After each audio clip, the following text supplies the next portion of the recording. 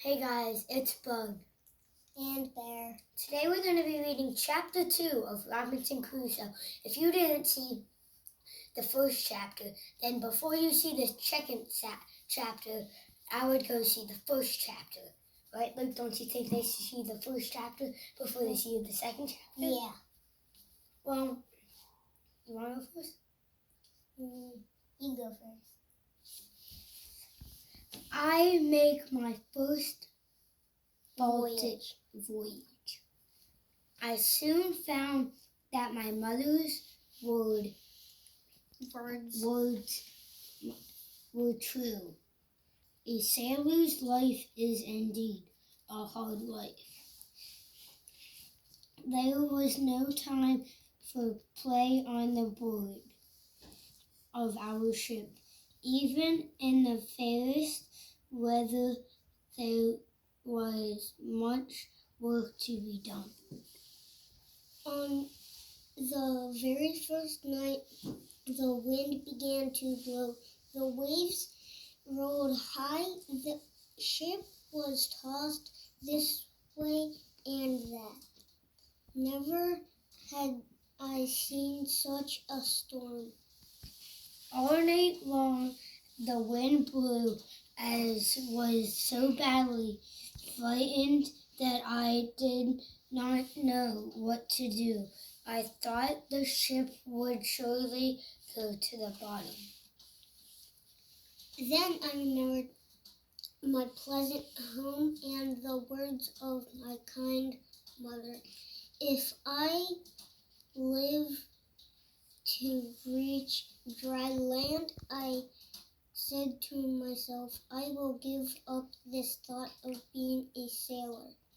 I will go home and stay with my father and mother.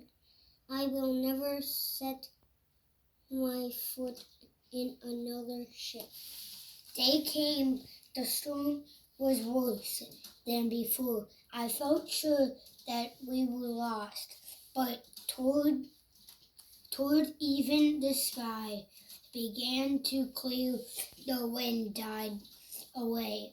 The waves went down, and the storm was finally over. The next morning, the sun rose bright and warm upon a smooth sea. It was a beautiful sight as I stood looking out over the wide water. The first mate came up. He was a kind man and always friendly to me. Well, Bob, he said, how do you like it? Were you frightened by that light gale? Little gale. I hope you don't call it a little gale, I said. Indeed, it was a terrible storm. The mate laughed. Do you call that a storm? He asked. Why, it was nothing at all. You are just a freshwater sailor, Bob. Wait till we have a real storm. And so I soon forgot my fears, little by little. I gave up all thoughts of going home again. A sailor's life for me, I said. My first voyage was not a long one. I visited no new lands. For the ship went only to London, but the things that I saw in that great city seemed very wonderful to me.